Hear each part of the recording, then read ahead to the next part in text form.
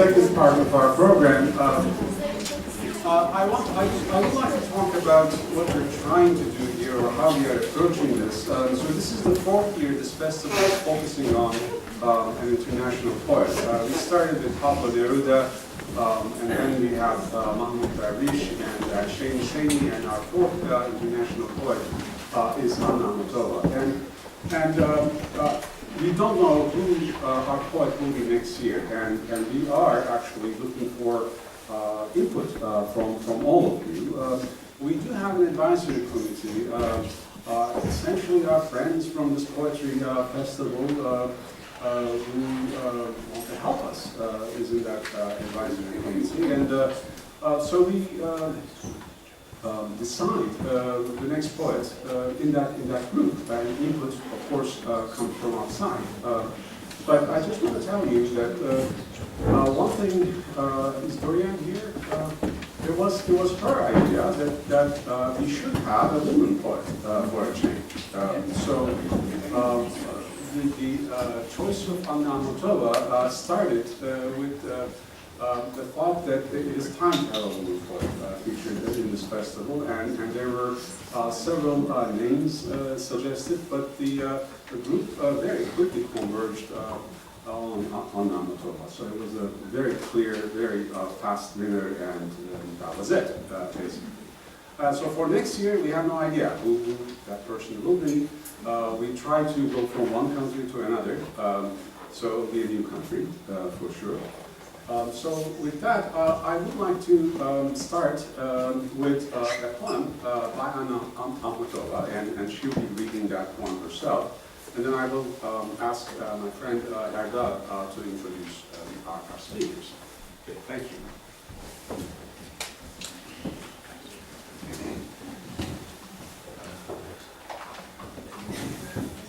Oh, I forgot to mention something very important. Okay, I have to say, this painting you see here is actually an original painting done for the festival by one of our organizers. Kidding? Well, I just stand up. You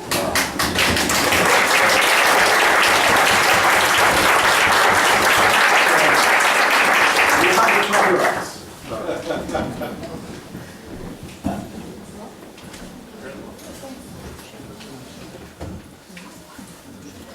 Муза, когда я ночью жду ее прихода, жизнь, кажется, висит на волоске. Что почести, что юность, что свобода, пред милой гости с удочкой в руке. И вот вошла, откинув покрывало, внимательно взглянула на меня. Ей говорю, ты Данту диктовала страницы ада, отвечай я.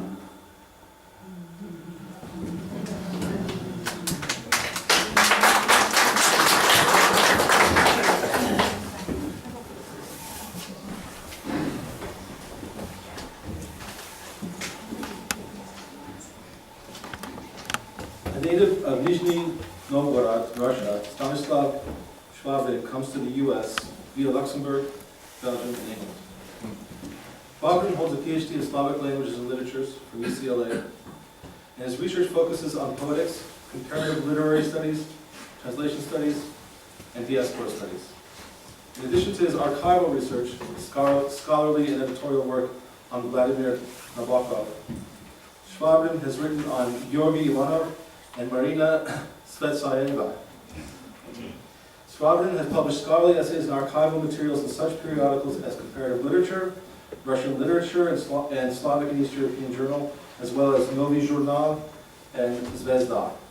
At present, he is affiliated with the Department of Germanic and Slavic Languages and Literatures at the University of North Carolina at Chapel Hill.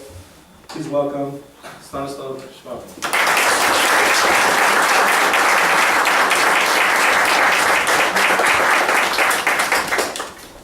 Very much indeed. On addition to the feeling with our machinery, with the Yorkshire in the background, fading slowly and giving way to my keynote presentation. Thank you very much. Indeed, Stanislav Schwabrin, or Stas, for colleagues and friends, and you're all welcome to help yourself to this short, user-friendly version of my very Slavic, very Russian first name. Absolutely wonderful to be here. Thank you very much for your introduction. Doug, thank you very much, Mehmet, and everyone else for organizing this spectacular event, this spectacular celebration of the power of poetry, its ability to bind us all together, its ability to shake us up a bit, maybe sometimes more than a bit, as we've experienced today with our wonderful readings from our wonderful poets today. And we're also celebrating this international aspect of poetry, this global aspect of it all. And here I am to talk about Anna Akhmatova. And of course, indeed, this is one of those names that do come to mind when we talk about poetry, 20th century poetry. And yes, that gender opposition, perhaps even, right? A quintessential woman poet. So let's try to celebrate it all. Let's try to mention all these aspects somehow, gather them all together, and do justice to this wonderful woman, to this wonderful poet, and keep in mind all these wonderful things that poetry does for us and to us. So this is my first slide. This is Anna Andreevna Akhmatova's first patronymic and last names. And of course, her last name is a pseudonym. It's not her actual last name, but this pseudonym, with those, I hope we can appreciate those faint, or maybe not so faint, echoes of all things Black Sea, of all things Crimean, of all things of that region, right? Turkey is not too far away now. A tutelary deity, Nazim Himet, I'm sure he is smiling at this moment. Right? The Ahmad, the Tatar connection, the Muslim connection there is very much deliberate. And Anna Akhmatova relished and celebrated her ability to connect with her Tatar roots, right? That was her lineage, in addition to being a Slav, in addition to being Russian, Ukrainian, also that strain of Eurasia woven into her identity, I suppose, right? And let us also go through a few images of this woman, right, whose spirit we are summoning today. We have the dates, we mentally pinpoint the most important moment in people of her generation. You know, in England they say 1066 and all that. And in Russia there is this way of taking this huge shortcut and saying 1917 and all that. The end of the Russian Empire, its demise, synchronized so beautifully, or not so beautifully, with the demise of the Ottoman Empire, that connection again, that Black Sea there, right, and Akhmatova's life, that sort of wraps around this event. And let's move on to our pictures. Let's move on to our attempt to establish this connection with the person behind the lines of poetry that we'll be evoking. 1, 2, 3. We have this in black and white in our program, and yet another one, and a close-up of the same portrait. Now to a very artistic photograph of the woman herself. And as we are traveling through time, we are getting closer to the end point of Akhmatova's life. And this is where perhaps we can make that connection with that voice of the mature elderly woman reading her poetry on that wonderful slide. And finally, the face is there. And also, 1966, let's take a look at this picture and we'll try to say a few more things about it, and what's more importantly, feel what's behind this picture. This is the sad event. This is the funeral, Akhmatova's funeral. And if we look at the people present here, we recognize some of the defining literary reputations of the Russian 20th century. 20th century already in the past, but nonetheless, Evgeny Lenin, Anatoly Naiman, and of course, upper right, the Nobel Prize winning US poet laureate, American poet laureate of Russian origin, Joseph Brodsky or Iosif Brodsky. And this is that direct link, this is that direct connection with Akhmatova, with her one foot in the Russian 19th century, in that Russia that comes before 1917, before that divide. And Naiman and Rain, they're very much around, still Brodsky's no more. Connection with our present day, with where we are now. A living link, this person was and still is Akhmatova. And let's take a look, and of course, one more time, let's evoke this wonderful image, and thank Ellen one more time for doing it so wonderfully. And looking at this face, let's perhaps, for the last time, evoke that famous visualization of a verbal visualization of a visual effect by Marlowe, right? Was that the face that launched 1,000 Ships? Well, that was the face that launched and inspired many artists, many friends. And now let's try to make this transition to the poetry itself, because all these wonderful images, they have this tendency to shape our response to poetry and also perhaps impose their impressions upon us, right?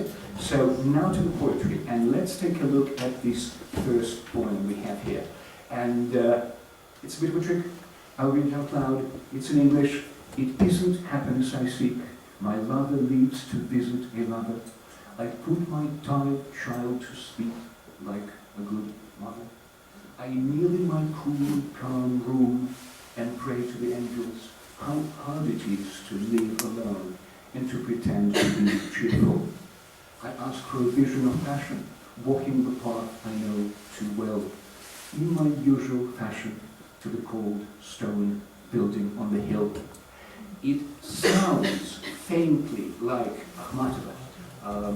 Those who know Akhmatova in the original book probably have a hard time, however, trying to pinpoint this poem, right? Find it in the Akhmatova's corpus, as it were, because it isn't by Akhmatova.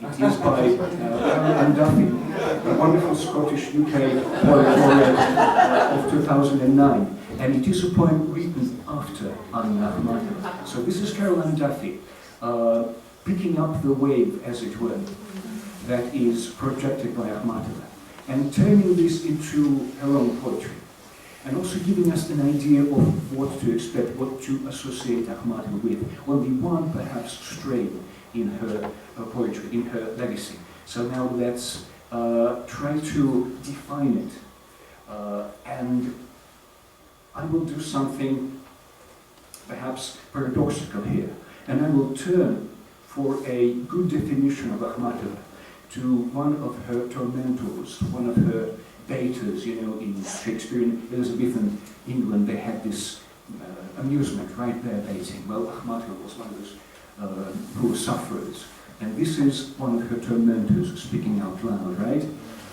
Half nun, half harlot, or rather both nun and harlot, with her petty, narrow private life, her trivial experiences.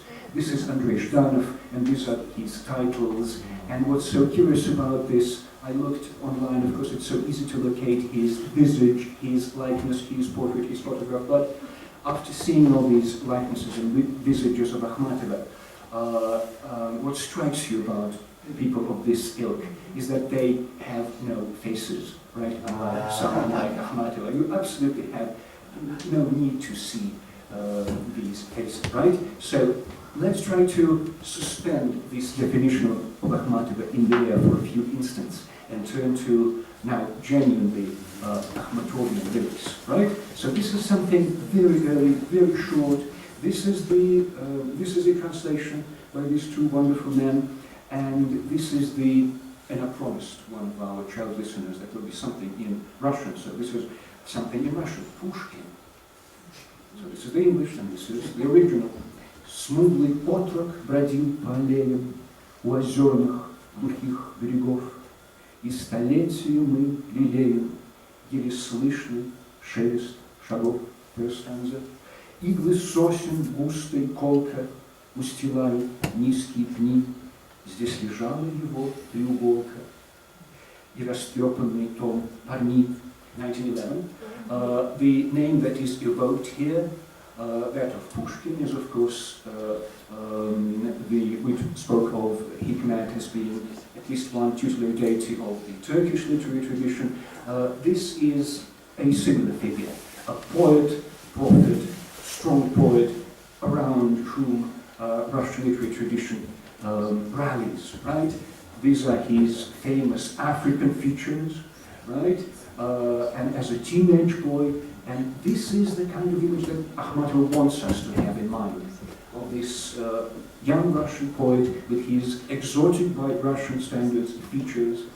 And when you talk about poetry, right, when we talk about Russian poetry especially, right, there is this vacillation, there is this balance of the how and the what, right? I'll try to define what I mean by this, right? When we look at this poem, we are given a chance to connect with its meaning, right? This evocation of a teenage boy roaming in solitude around some parks in the vicinity of St. Petersburg, perhaps, right? His book, dog-eared book of verse by Parny. Évariste Parny is a French poet associated with erotic content.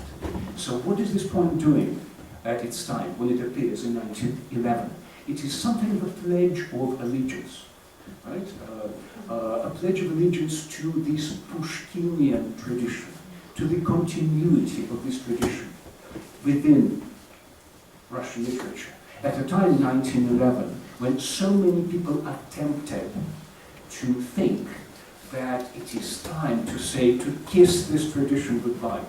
It is time to experience something fresh, novel, new modes of expression, and at this same time, Akhmatova is pledging allegiance to the tradition. He emerges as someone, a contemporary poet, who is nonetheless willing to draw inspiration from someone like Pushkin. And what kind of inspiration?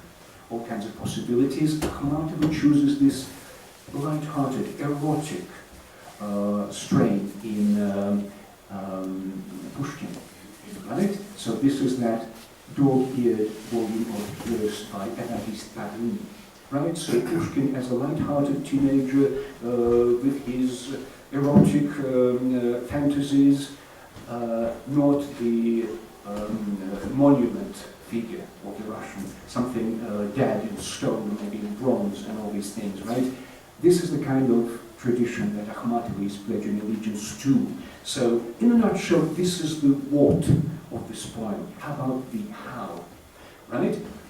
As you see, it's a very rigidly controlled poetic medium that she chooses to express herself.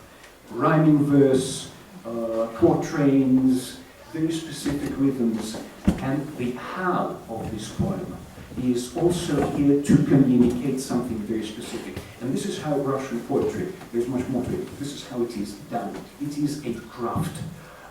It is something that one has to learn first and then start getting into. And Akhmatova is the master of this medium, but the medium itself has a way of communicating with us by way of rhythms, bypassing those specific images that we see, that of a young boy, of the book, and everything else that's in the vicinity, as it were, that meets the eye. So the how, the rhythm of this poem is very interesting.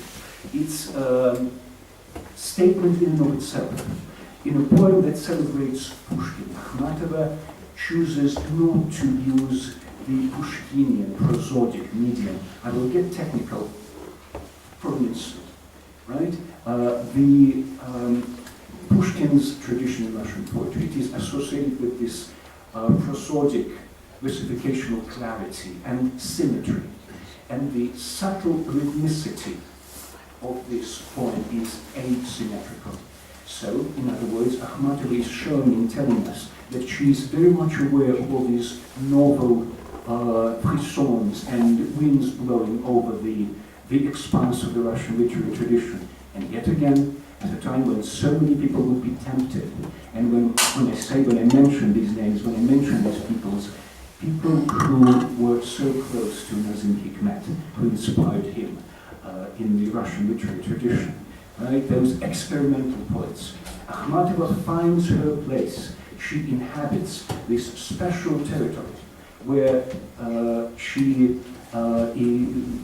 presents herself as a poet who is very much aware of the tradition, of this poetic Pushkinian tradition, and also someone who is very much in tune with the time. And this is Akhmatova, and this is the place that she comes out for herself in Russian poetry, right? And let's see, we are trying to find a way to very least understand that definition given to Akhmatova by one of her tormentors, right? We heard all these words, not so complimentary words, and at this point I must acknowledge that there is something of truth to this definition, right? Because this light-hearted, this erotic component of Akhmatova's poetry is not simply present in her poetic canon, she celebrates it. And it is very much a facet of that crystal that comprises today our notion of Akhmatova's literary corpus and her reputation, right? So what can I do now? I can take a quick look at one of her erotic poems, so subdued, so restrained by the standards of today, but just maybe a couple of portraits. Song of the Last Meeting. I was helpless and my breast was freezing, but I walked and my footsteps were light, and the glove that was meant for my left hand, I unthinkingly put on my right. So this is this, some people would call it perhaps a tempest in a teapot, right? But this is that area where Akhmatova is so comfortable, right? Those inner feelings, inner emotions, and that understatement, that chance mistake that Akhmatova turns into poetry, turns into beauty, right? And of course we're talking about an amorous encounter here. We're talking about a poem that is teeming with eros and understatement at the same time. This is Anna Akhmatova, this is her time, this is her medium, right? When someone like Zhdanov, right, those Soviet supremos, when they try to define her, this is one of the pieces of Akhmatova's poetry that they presumably had in mind, right? This is a famous poem where Akhmatova, as it were, subscribes, lives up to that slur that will be thrown at her many years after, right? This is the English. Let's take a look at the first portrait of this poem, Cadavre Artistique in English. In Russian it doesn't have a title. Все мы бражники здесь, блудницы, как не весело вместе нам, на стенах цветы и птицы томятся по облакам. What is this poem? It's a snapshot of this wonderful culture that burst into short bloom around the time when this poem was written. This is where my presentation is, right? 1913, right on the cusp, right on the edge of this great divide. 1914. That's the last flickers of the show, right? the World War I is about to break out, and then 1917 and all that, everything will change. But Akhmatova is a defining presence in this culture of artistic cabarets, in this culture that celebrated not only poetry and art, but frivolity, and all these novel modes of expression. The dry word for it that we have, one of these ism words, is of course modernism. And Akhmatova, if you can still picture those images of her, she is this, she has been compared, she was at the time compared, was defined as this Russian modernist Mona Lisa, specifically as portrayed in our program by this wonderful Russian Jewish revolutionary cubist painter Nathan Altman, who went on to list people like Lenin and Trotsky as his models and his cities, in addition to Akhmatova. So Akhmatova's face, her angular features, they define this time, not only her poetry, even her visual presence is extremely important, right? So, as you see, it's as if Akhmatova, in the course of our conversation about her, starts to live up to that definition of hers, right? This libertinage, all these statements, all these not so veiled hints to various affairs, and this trajectory that leads one of her protagonists straight to hell, right? This is the time, this is the spirit of the time, and this is this sense of doom that Akhmatova captures so vividly, so well. At this point it is light-hearted enough, but believe it or not, in this day and age we find it difficult to take such statements seriously, but this is a woman who actually believed that she had prophetic powers. And she also believed, for all it's worth, that she had this power to affect people's fates, right? This may or may not be true. This may be one of these modernist self-styled myths, but it meant something for Akhmatova. And when you compare certain poems with certain fates, it is difficult to shake off this eerie impression that there was something to it. There was something to Akhmatova's conviction, right? That she was talking about something that she knew so well, sensed so well, felt so well. And perhaps this is what so many of her contemporaries, of people who encountered her, sensed when they describe her as a special, unusual, even eerie presence, right? So all that in the air. And let's talk a little bit more about this trajectory of Akhmatova's development, right? From this singer of quotidian delights and tribulations, a love affair, a glove that suddenly appears on the wrong hand, and also this trajectory of Akhmatova's from these self-professedly intimate lyrical statements.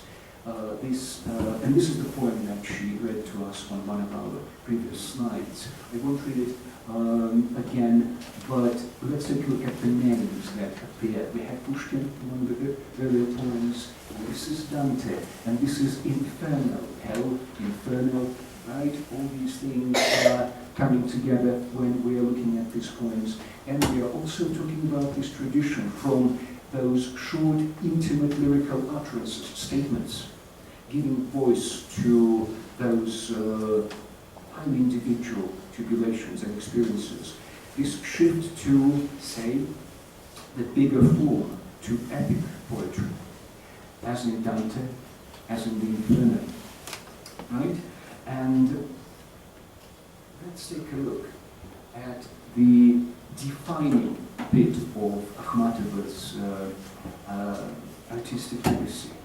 this narrative epic, as it were, narrative poem, Requiem. Famous work. It looks very striking in Russian. In Russian, she uses Latin characters, right? And Requiem is not a part of the Orthodox Christian liturgy, so all these references are striking and specific. And let's take a quick look at this late Akhmatova dies, I remind you, 1966, late attempt to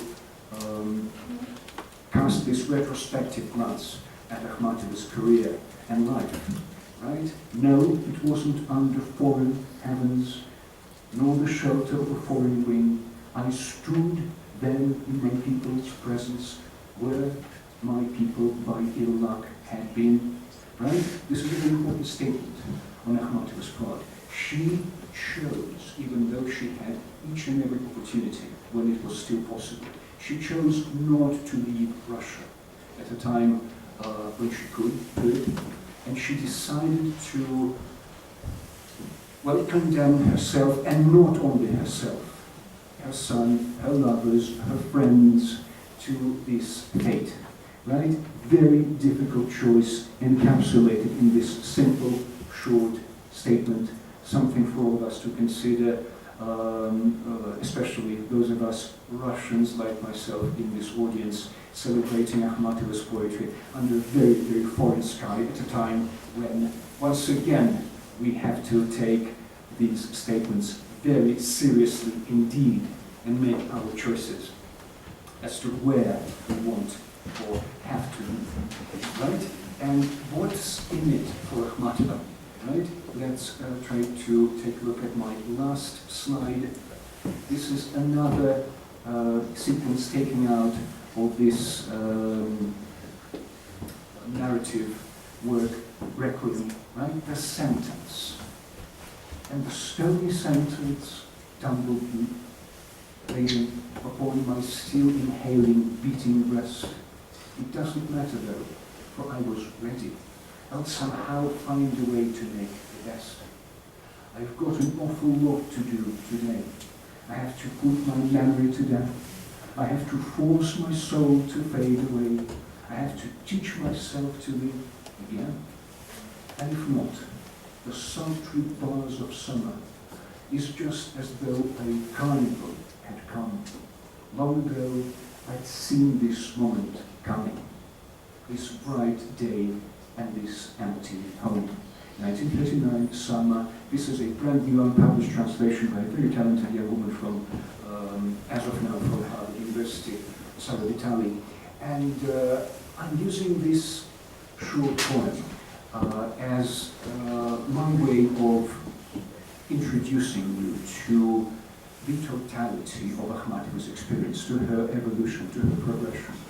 From the poet who is so adept at giving voice to those minuscule, perhaps, impressions and emotions, to a poet of unmistakably national stature, just like Dante, just like Pushkin. And this is indeed the end point of her career. This is why all these young people, young at the time, when we see them at this picture, this is why they're so moved. This is why they're so eager to celebrate Akhmatova. And what is the end point of it all? What's in it for Akhmatova? Where does she begin to outgrow that paradoxically accurate definition of her given to her by one of her tormentors, Zhdanov? Well, this is it. This is the place and this is the point. Where Akhmatova emerges from this quintessential lyrical poet and becomes something much, much more. And what is it? She becomes the custodian of her tribes, of her nation's memory. This is what this narrative poem is all about. It is a celebration of everything that people were not allowed to remember. And this is a celebration of everything that people had to remember. So who is Akhmatova in this situation? Well, she is the person who brings all these torn strains of Russian history, of Russian society together and integrates them, weaves them all together in her poetry and brings this torn nation together. The thing to remember about Russia, of course, is that a country that has yet to celebrate the first centenary since its civil war, right? Think of that. And Akhmatova is one of those people, perhaps the woman poet, there are other contestants, but nonetheless, one of those people in whose vision, in whose verse, something that's broken, torn apart, grows together. And where this possibility of synthesis is shown as something, as reality. So this is Anna Akhmatova, and this is her contribution to this wonderful festival. Thank you very much indeed.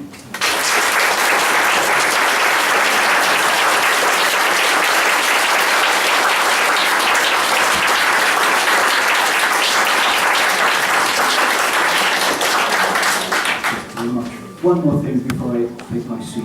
Right? Just like Akhmatova, for so many people, was this living link at a time when time was out of joint. She was that person who connected them with those previous years of Russian poetry. Today, in our present, we have someone who met Akhmatova. Right? So suspense. We'll be pressing on with our program. Thank you very much indeed.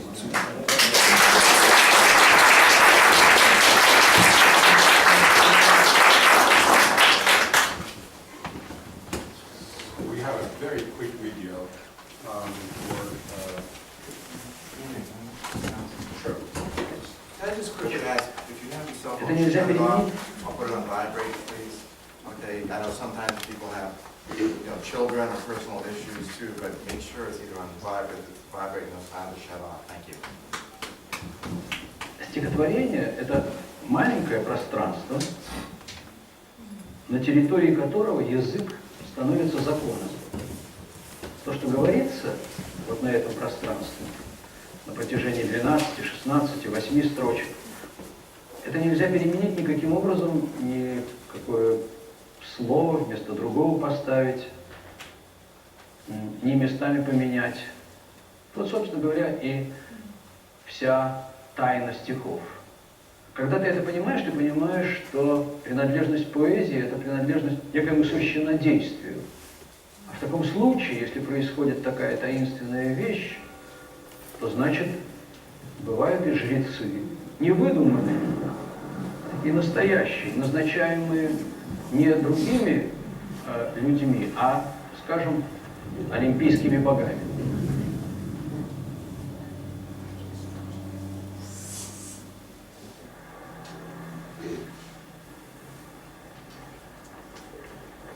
Вот по этому же примерно поводу, в возрасте 23 лет, я познакомился с Ахматовой. Не то чтобы мне было от нее что-то нужно.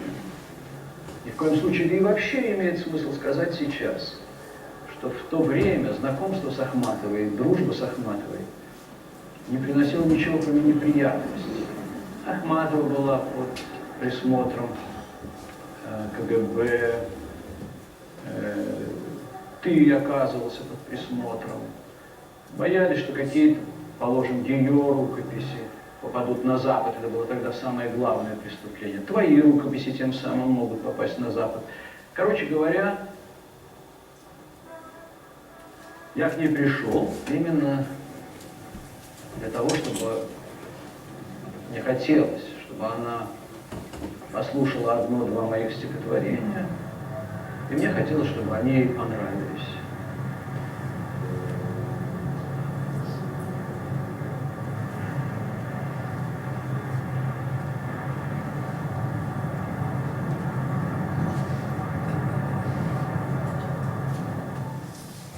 Я провел у нее около часу и вышел на улицу и некоторое время шел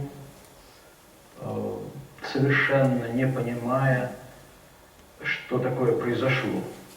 Не то чтобы я был потрясен, просто я провел время с каким-то существом, которое не до того времени я не встречал среди человеческой расы.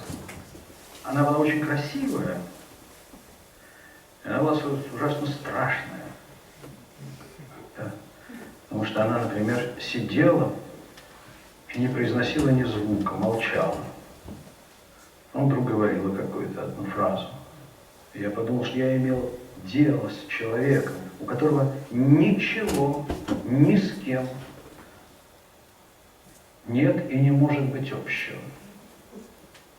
Как будто он что-то в жизни увидел или узнал, от чего он не может уже продолжать свои обычные отношения с людьми. Примерно то, что Боккаччо говорит о Данте, что когда он проходил по улице, то про него за его спиной говорили: это тот, который побывал в аду.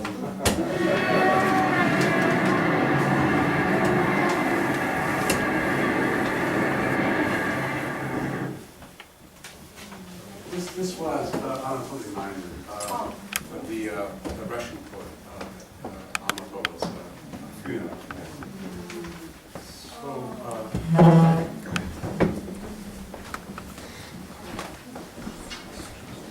we will continue the discussion. Very fascinating. Thank you very much, Doc, for a wonderful overview of Anatoly's work.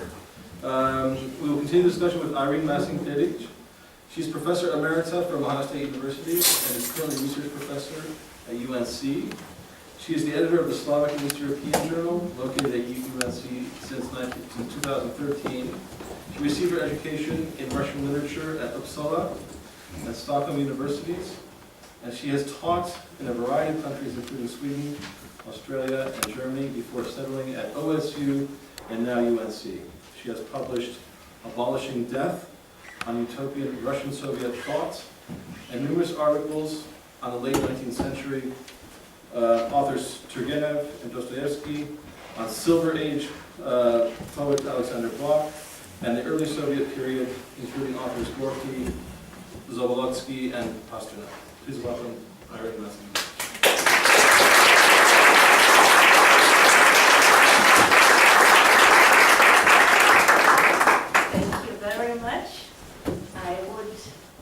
My colleague Stas say how very happy I am to be here. I feel honored to be here.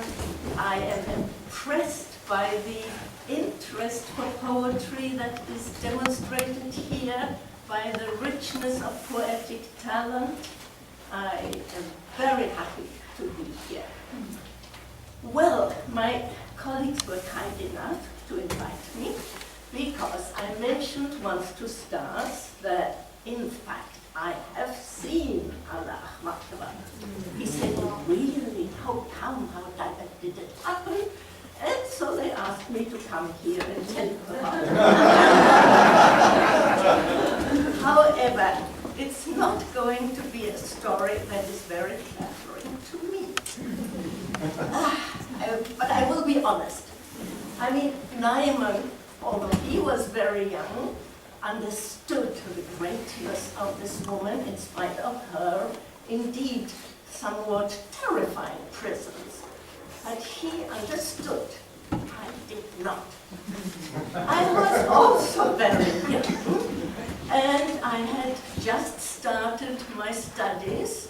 By the way, as was told in the introduction, I got education in Sweden, and I had just started on my Slavic studies, and I suppose I must have been writing my MA essay on Alexander Blok, another great poet of the time, and I might at this time actually compare the two a little bit, very different poetic systems. So I was in Leningrad, And must have been early 1960s.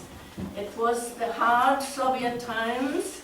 I remember in that hostel we never had hot water, or I think maybe once in a week. And girls were complaining, the foreign girls were complaining that you couldn't wash your hair because the water was cold. And actually, of course, the hardships of those times for spoiled foreign students, particularly, who were quite remarkable. This actually didn't happen. I'll give this little anecdote. It happened in Moscow, actually.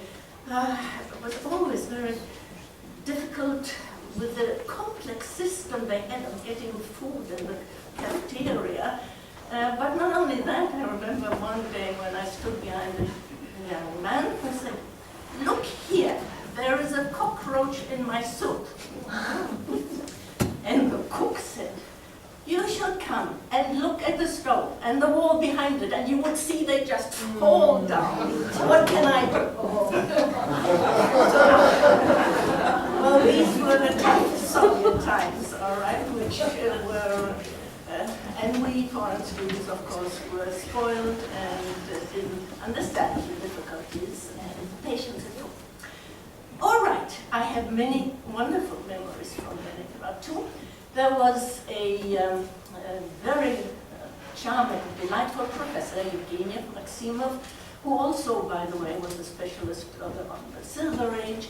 He was very engaged in Brusov, another outstanding poet of the time. That time was just abundant in poets of the highest quality. Anna Akhmatova, Brusov, Blok, everyone, by the way, most of them beginning with B, and so on. All of these wonderful poets that created this complex, multifaceted Silver Age, a term that not everybody accepts, but created by the fact that Pushkin, about whom we heard before, was the representative of the Golden Age, and then at the turn of the century, we had the Silver Age.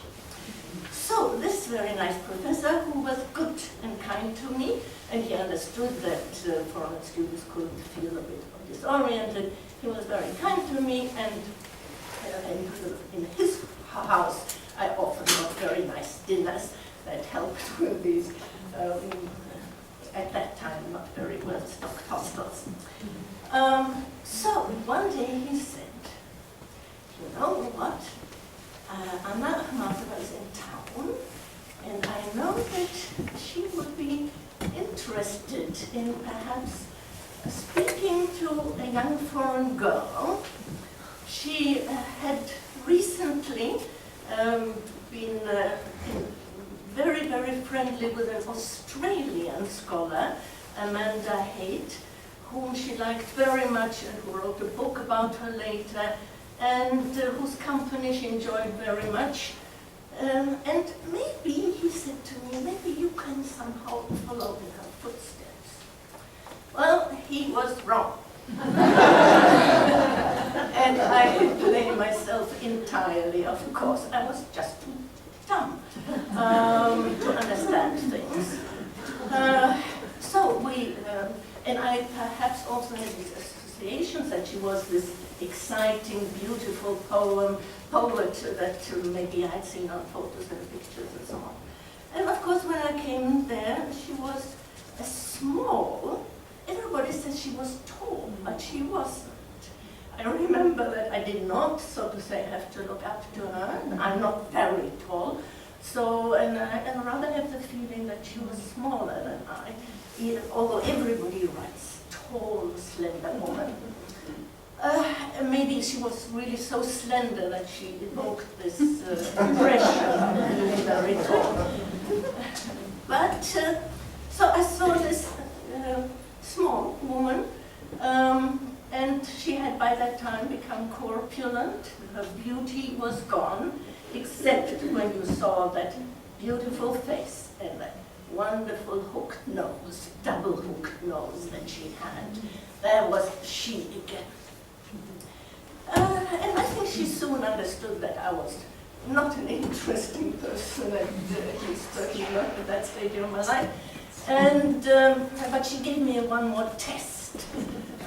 She began to read a poem, and you heard her sort of deep and somewhat melodramatic way of declaiming, right? And again, I was so naive, I thought, to read poetry. So it was not a successful visit in any way, and I mean, everything was fine. She didn't say anything rude to me or anything like that, but I could see that she was, of course, not impressed with me. Well, the good thing is, I decided in the future I would be better prepared. I would know more about things, and I remember that meeting that taught me to prepare myself better. So I think, how much more time do we have? Maybe that's enough for my unfortunately not all that exciting meeting with her. But I must say I still remember her. And perhaps I will just add one more thing. There has been a tendency in recent Akhmatova scholarship to sort of say exactly that she was a tyrannical woman, she had her caprices, her devoted friend Lydia Chukovskaya, who wrote 3 tomes of observations and diary entries about her, she quarreled with her without any reason whatsoever. And there has been a trend to somehow diminish her. And I've been thinking about that, and it's true, this regality, that she was straight like a rod, absolutely like this, and with a fairly immobile face, and indeed long silences, and then suddenly bursting into some statement. So she was definitely not appealing to you, not trying to charm you for sure, and such things.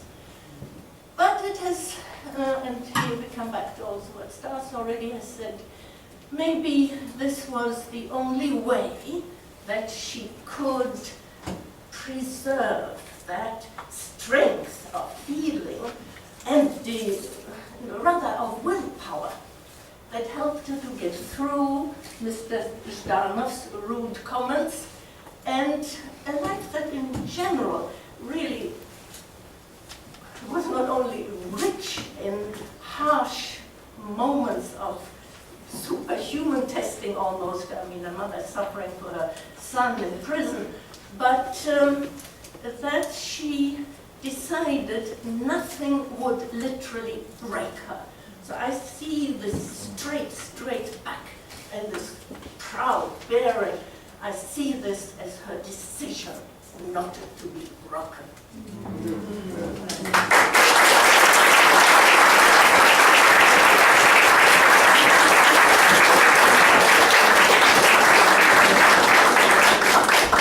At this point, we have a few minutes if you would like to have any questions for Irene and Stas. Yes, come here, Irene and Stas. We don't need it. We'll stand. Okay, stand up right.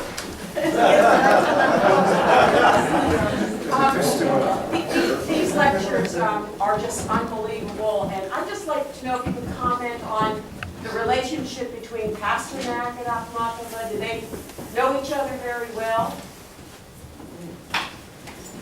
Yeah, since I've had some interest in Pasternak also, I maybe will take that question. They knew each other very well, and the friendship was not unclouded, particularly in the last years. The reason was that Pasternak was working on and had this scandalous publication history with Dr. Zhivago. And she was, of course, on his side in the sense that she approved that people should be entitled to write and publish what they wanted. However, she disliked the novel And she found herself in this difficult position of having to say, oh, poor Boria, I'm so sorry for your problems. And if she would sort of look at her thinking, and now she would say what a great book it is, she couldn't. She didn't like the book. Also towards the end of her life, she thought he was, she kept saying, I mean it in the best sense, he was a childlike man. He had the charm and the innocence of a young person, and she felt that also Russia's history should have made more of an adult man of him. But of course, what do I mean? I mean, not that he, of course, he was an adult man and so on, but she thought he was naive. But of course she was on his side, and of course she liked him, maybe even for his very childlikeness. But there were problems. And of course there are insinuations and rumors of an affair. Well, the list is long. She could have a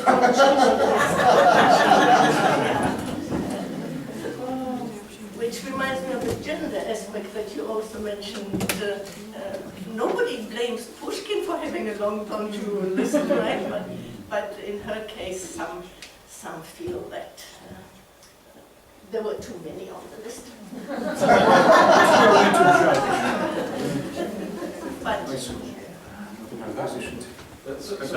How would you describe the legacy of her work today in Russia? It is somewhat contested, I think we can say that. Children are expected to read Requiem. What can they make of it is a big question in a situation where in Russia today there is this pendulum swing away from those very notions that Akhmatova is trying to communicate to her readers. At a time when Stalin's henchmen are celebrated, at a time when one of her tormentors, someone like Beria, right, is celebrated as one of the predecessors of Russia's current supremo, Vladimir Putin, right? So this is a big and serious question, and this is again just one facet of that complexity. Another one being that reality of hers that Irene evoked so vividly for us, right? And many people feel very strongly that Akhmatova went a bit too far in trying to define our reactions to her, right? And there is quite a bit of this, yes, there's a movement toward trying to steal her crown, even posthumously, right? And there are some very articulate people who give voice to this point of view.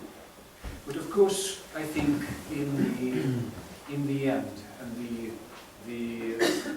the conclusion that can be drawn from this, that Akhmatova is assured a place in the history of Russian poetry and in the history of world poetry. That is something that cannot be taken away from her. And that is something of a miraculous achievement on her part.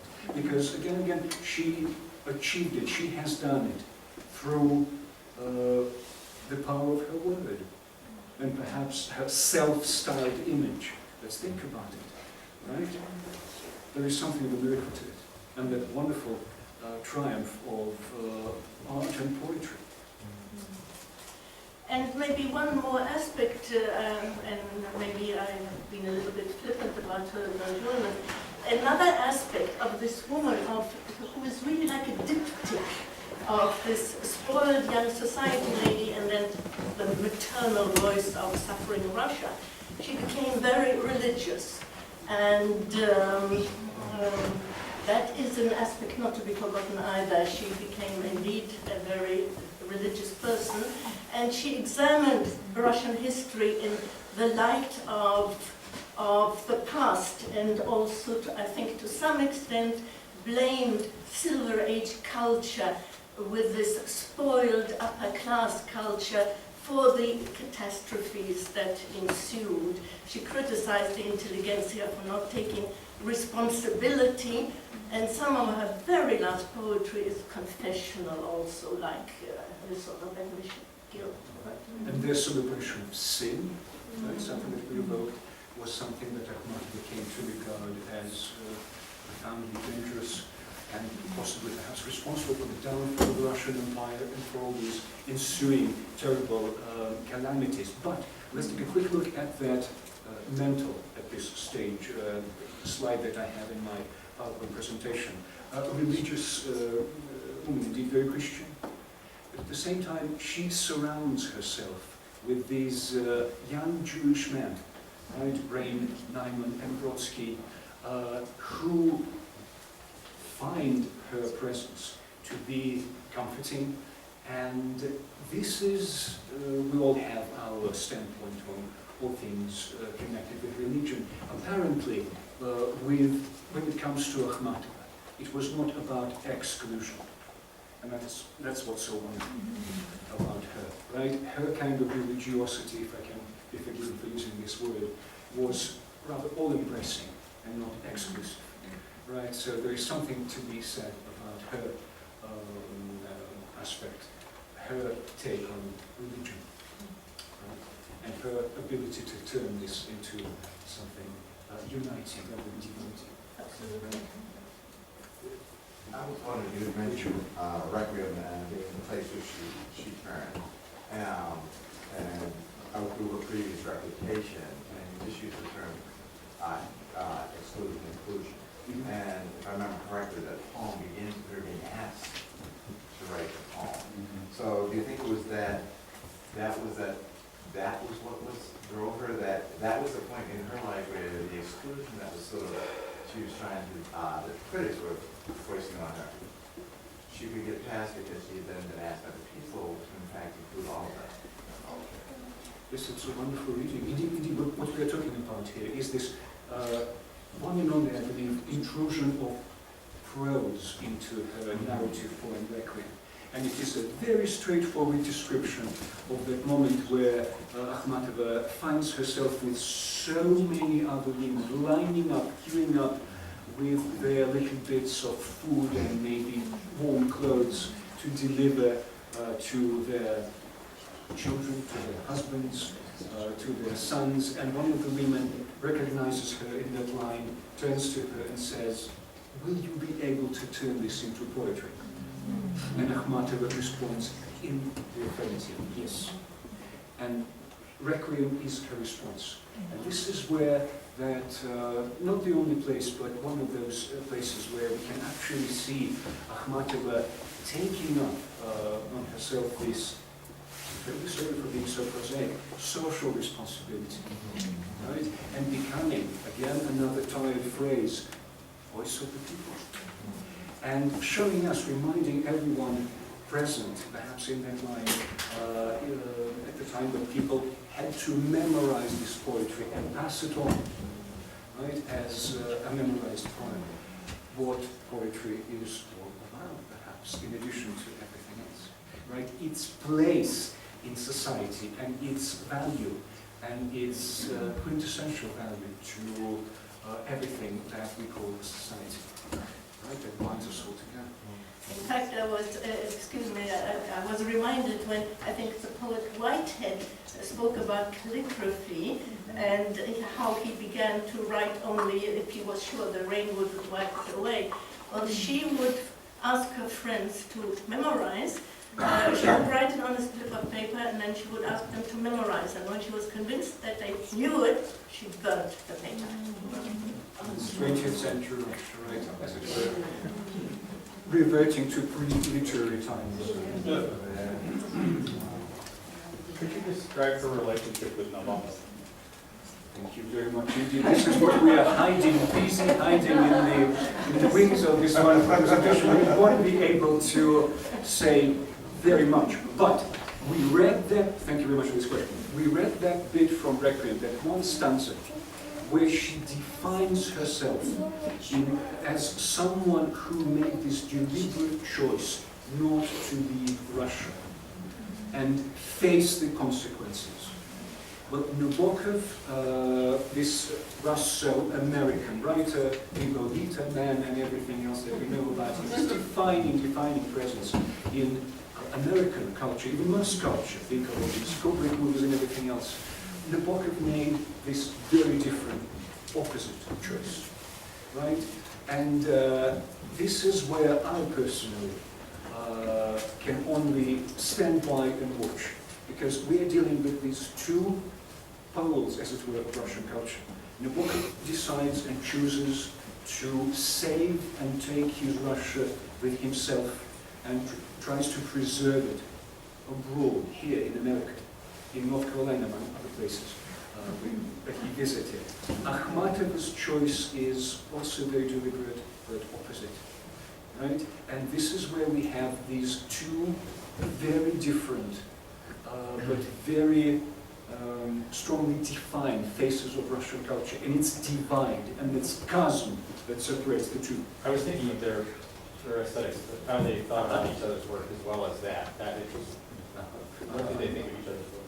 Right, with Nabokov, there was a bit, one of his, I have a feeling, and I'm interpreting, that Nabokov was, how should I put it, maybe hurt, maybe offended, that he found Akhmatov's ethereal, right, not physical presence to be discomforting, right, because his choice, the choice that he had made, in the presence of someone like Akhmatov, right, you have to sort of second guess yourself, right? And Nabokov deals with it with the aid of parody. He parodies Akhmatova somewhat viciously in this wonderful, short, very accessible novel that comes immediately after Lolita Pnina. We have these wonderful short poems inspired by Akhmatova, and they're parodies. And I would call them wicked parodies of Akhmatova. But there is much, much more to it, to this dialogue across these divides than meets the eye, right? And the fact that all these reactions are triggered into existence by this confrontation is absolutely scintillating and fascinating. And the parodies are really bad. I mean, he has this woman poet, and she writes like Akhmatova, and exactly, and you saw this poem that Stas showed where she says, "I'll put on a black skirt in order to look particularly elegant," and he writes poetry like, "I put on a black skirt," and so on. So it really aims at her poetics indeed. Okay, one last question. It's not a question, actually. First, thank you so much for two wonderful presentations. And I just wanted to bring up one word that you said, presence. I was enormously lucky in my life because for many, many years I knew actually two of them young on the picture, but not that young. You know, book to me, Evgeny Rain and Anatoly Genovich, who was, you know, literary secretary actually on Akhmatova. And I knew Anatoly Genovich for many years in Moscow. And in many conversations, and I'm not going to tell because Anatoly Genovich is an amazing storyteller, is incredible. But by hearing stories from Evgeny and Anatoly Genovich, it was one word that was constantly coming back, presence. In many, many conversations, you know, about Akhmatova, we were talking about, you know, this presence that would fill in the room, you know, the environment, and you would be physically like, you know, like move, you know, and it, again, you know, to read the stories. This presence always, you know, might seem in my ear. Yes, regal. She was really regal. And now we have all experienced something of that link, connection, and presence through Irene. So the tradition goes on, all thanks to us, all thanks to wonderful organizers.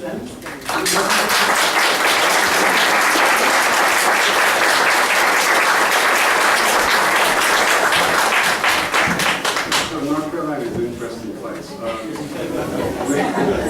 We found it in our backyard. The same thing happened last year. If you were here, we found Seamus Haney's official videographer in Hickory, North Carolina. It's amazing. And I was surprised last night.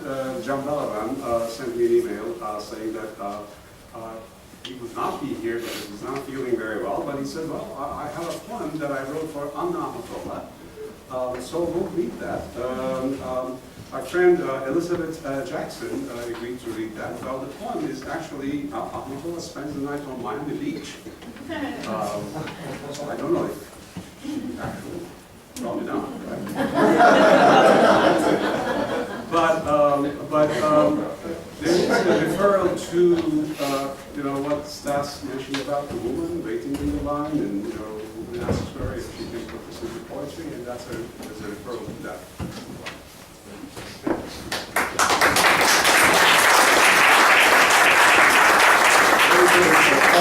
Psychologist, and so thank you very much, Elizabeth.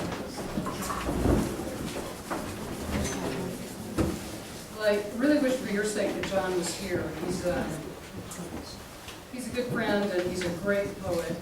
This particular poem is from a book called Path, Crooked Path. And honestly, he's probably one of the most erudite poets I know and the most approachable, which is, as far as I can tell, kind of an impossible combination. Dr. Schwabman, am I saying? Yes. Okay. The last poem you showed from Requiem, the sentence, is a perfect backdrop from this, for this poem. I can't remember all of it, but the lines are, I put my memory to death. Then are the images of summer, carousel, and empty house. All those juxtapositions are useful for this poem. Anna Akhmatova spends the night on Miami Beach. Well, her book anyway. The Kunitz volume left lying on a bench, the pages a bit puffy by morning, flushed with dew, rippled by sea breeze, scratchy with sand. The paperback with the 1930s photo showing her in spangled caftan, its back cover calling her star of the St. Petersburg Circle of Pasternak, Mandelstam, and Bloch, surviving the revolution and 2 world wars. So she'd been through worse. The months outside Lefortovo prison, waiting for a son who was already dead, watching women stagger and reel with news of executions, one mother asking, "Can you write about this?" Akhmatova thought, then answered yes. If music lured her off the sandy bench to the clubs where men were kissing, that wouldn't have bothered her very much. Nor the vamps sashaying in leather. Decadence amid Art Deco fit nicely with her black dress, chopped hair, Chanel cap. What killed her was the talk, the empty eyes which made her long for the one person in 10,000 who could say her name in Russian, who could take her home, giving her a place next to Auden and Apollinaire, to whom she could describe her night's excursion amid the loud hilarities, the trivial hungers at the end of the American century.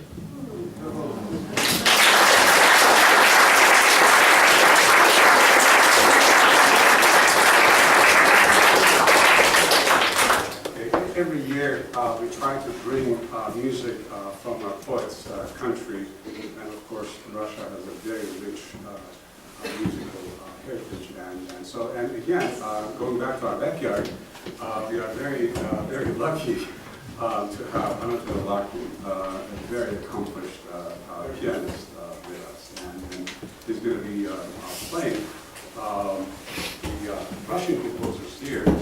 This program is short, half an hour, and let me just say that, let me just read about him a little bit.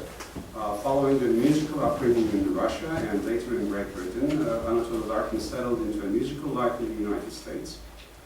In Minnesota, he was a member of new music ensemble Zeitgeist, premiering and commissioning works from contemporary American composers. In 2005, he joined the music technology company Zen, of course in North Carolina, where he created re-performances of great pianists from their historical acoustical recordings, Gould, Tatum, Rachmaninoff, and Peterson albums released on the Sony Masterworks label were met with critical acclaim. After the dissolution of Zenf in 2012, Anatoly refocused on performing and music teaching. He currently resides in North Carolina. Anatoly?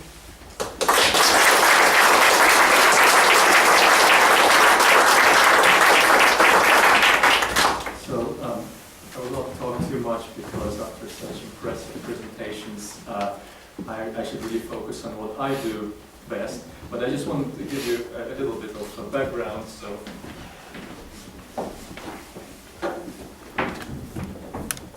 if I was more digitally prepared, I would have put them up here. But so we're going to go through Scriabin, Nikolai Metner, they're all in your program. So Nikolai Roslovets, Igor Stravinsky, Prokofiev, Leonid Polovinkin, a rather unknown Russian composer, and finally Dmitry Shostakovich. And of course, Akhmatova knew a lot of these folks. There's an anecdote about Igor Stravinsky when he visited Moscow for the first time after being away for a long time in France, United States, and so on, always becoming a famous conductor, composer. So here he is in Moscow, and one of her friends recognizes him, exits in the Moscow hotel, and then he recounts this meeting, well, not a meeting, but an observation of Stravinsky to Akhmatova, and he says, all that's left of him is his big, long nose, to which Akhmatova replied, and of course, his genius. So, unfortunately, a very short piano piece by Stravinsky, a rather funny take on the Germans during the World War I. No offense to Germans in the audience, please. So he just, unfortunately, didn't write very much for piano. He was more of an orchestral composer.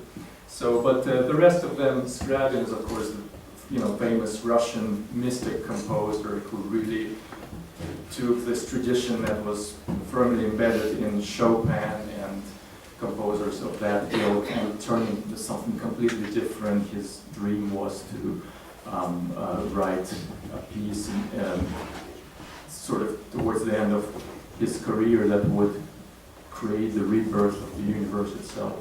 And it was supposed to be performed in the foothills of Himalayas.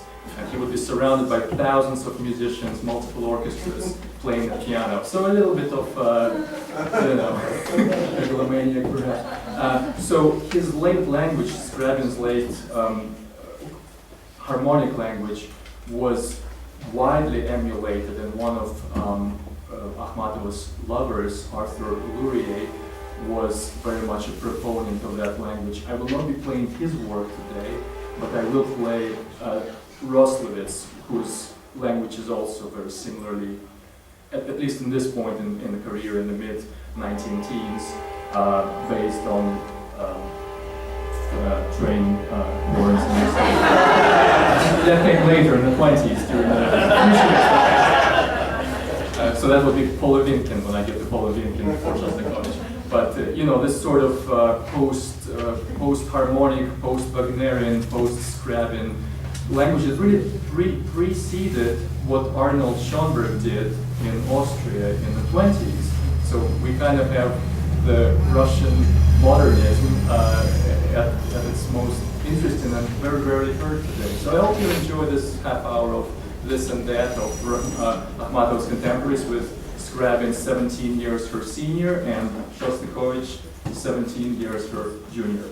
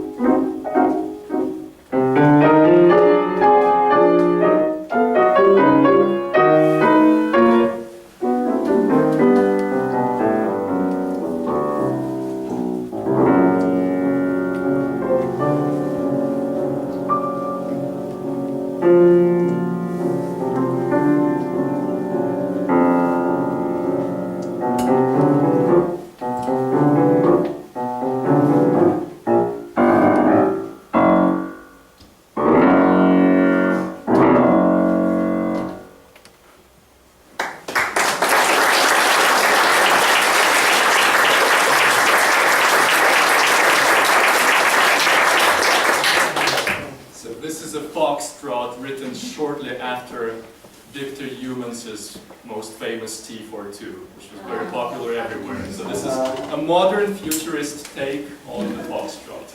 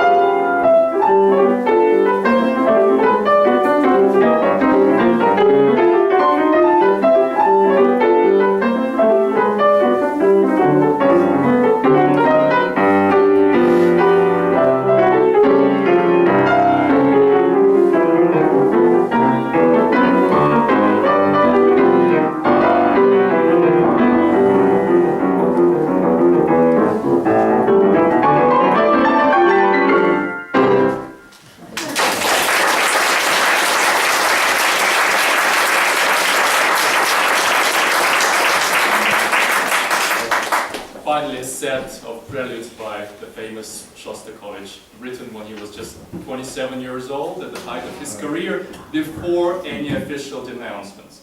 Now, he was, of course, famously denounced, along with Prokofiev, who stupidly enough decided to go back to Russia in 1936, with Shostakovich, with a whole bunch of other composers and artists in 1948 in that Zhdanov decree.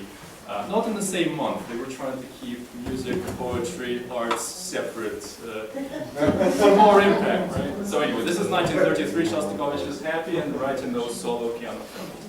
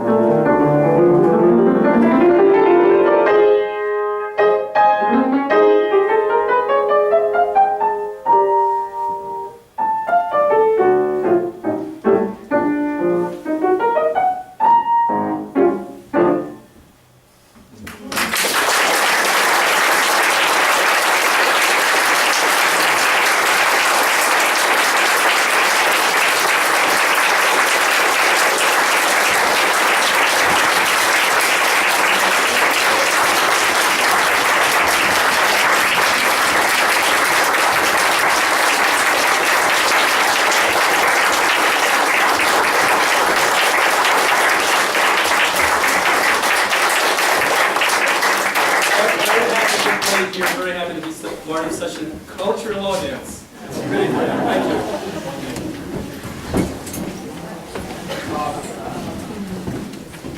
Before we move to our next segment, if there's anyone who wants to take a copy back to you, we'll just pause. Also, I see that we have some Russian friends